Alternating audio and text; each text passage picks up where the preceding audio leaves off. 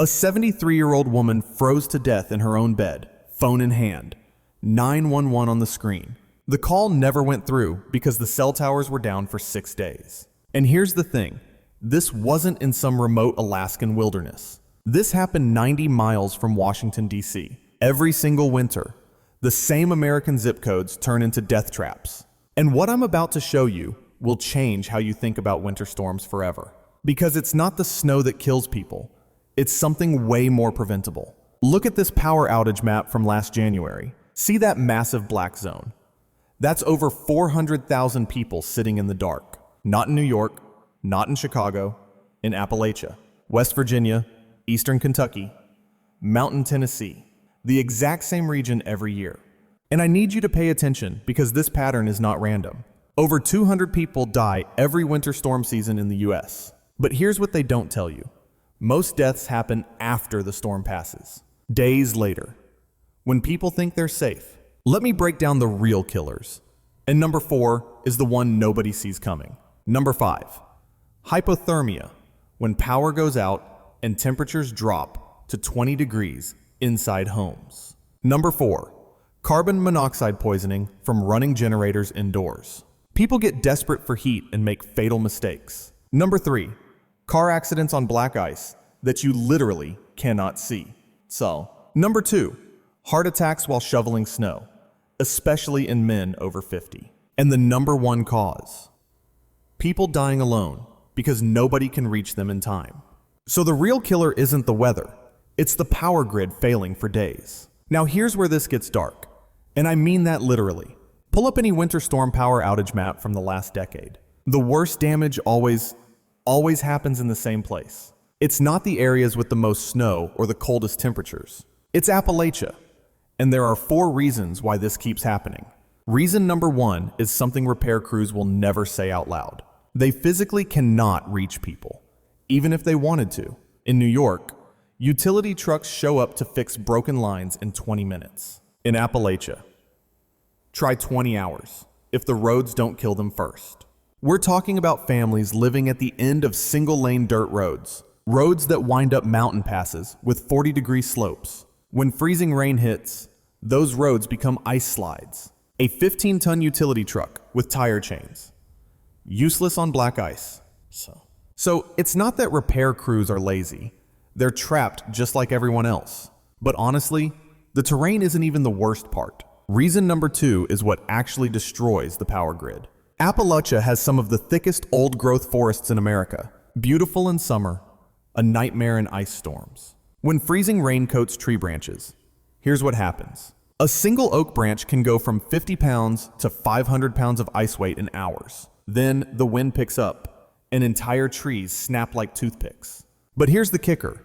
The power lines don't break first. A falling 80-foot tree takes out 8 to 12 power poles in a row. One tree can cut electricity to 2,000 people instantly. In cities, you fix one pole and move on. In these mountains, entire sections of the grid just disappear. Now we get to reason number 3.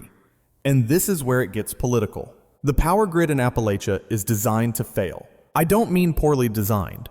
I mean it's literally built with a single point of failure. Engineers call it a radial grid system. Big cities have what's called a networked grid with multiple power sources. If one line goes down, electricity automatically reroutes around it.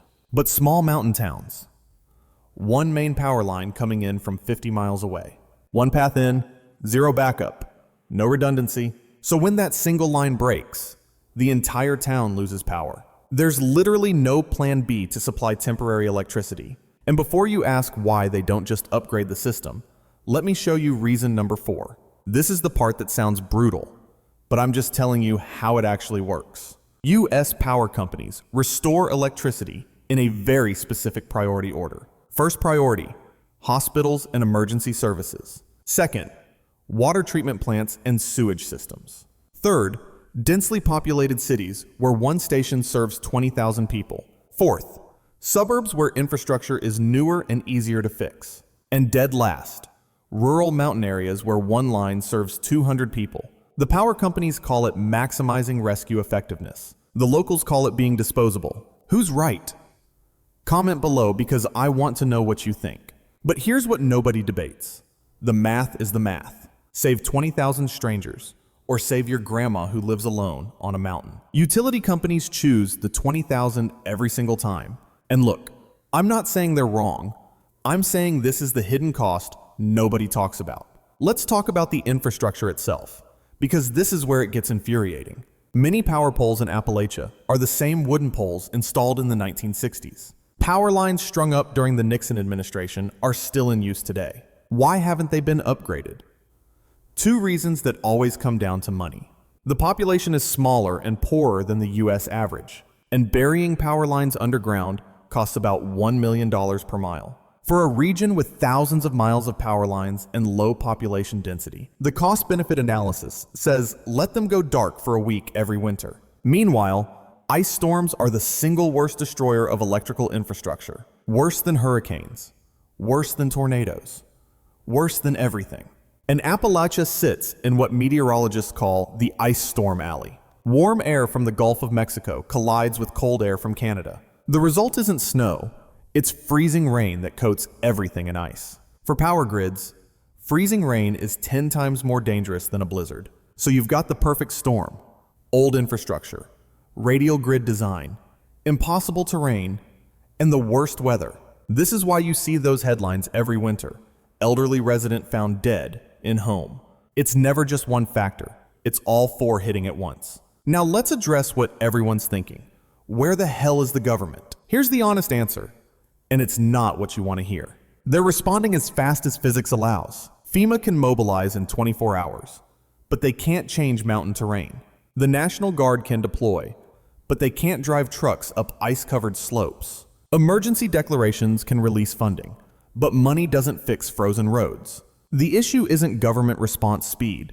It's that physics doesn't care about emergency declarations. You cannot upgrade 10,000 miles of power lines in 48 hours. You cannot violate the laws of physics. Ice, gravity, temperature. And you have to optimize resources to save the maximum number of lives. So yeah, the system is working exactly as designed, and that's the problem.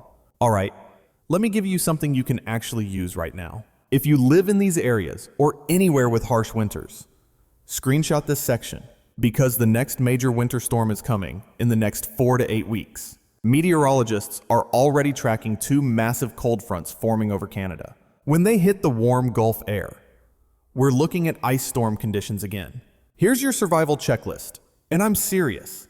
These items save lives every single year. Number 1, get a portable generator and learn how to use it outside only. Carbon monoxide from indoor generators kills entire families while they sleep. Number 2, stock 7 days of non-perishable food and bottled water right now. Not when the storm warning comes.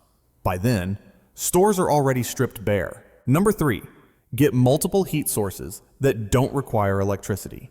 Propane heaters with proper ventilation and sleeping bags rated for 0 degrees. Here's a pro tip nobody mentions. Your car is a better emergency heat source than most space heaters. Which brings me to number 4. Keep your gas tank above half full all winter. If you need to evacuate or warm up in your car, you'll need that fuel. Gas stations lose power too, and pumps don't work without electricity. Number 5, battery-powered or hand-crank emergency radio. Your phone will die within 48 hours, but you still need weather updates. And number 6, this one's critical. Have a physical backup plan written down. Where do you meet if separated? Who's the out-of-state contact person? Because when cell towers go down, you can't just text your family. But here's the item most people forget: a full first aid kit with prescription medication backups. If you're diabetic, have asthma, or take daily meds, you need a 7-day supply minimum. Pharmacies close, deliveries stop, and nobody's coming to rescue you in 24 hours. Now let me tell you what actually needs to happen long term. To truly fix this, you'd need to bury all power lines underground across Appalachia. That's roughly $50 billion for the region. You'd need to build redundant power sources for every town, another $20 billion. And you'd need to upgrade every mountain road to handle emergency vehicles year-round. For low population areas, that cost-benefit analysis will never make sense. Or you relocate entire communities to lower elevations, which would destroy generational family land and cultural heritage. So So under current economic and political realities, this is the best any government can provide.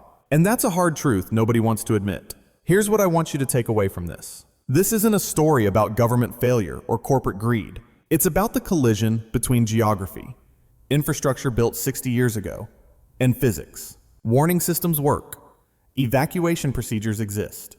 Rescue operations deploy. But you can't helicopter repair crews onto ice-covered mountain roads. You can't force power companies to prioritize 200 people over 20,000. And you can't stop ice storms with emergency declarations. The system is working exactly as designed. And that's precisely why people keep dying.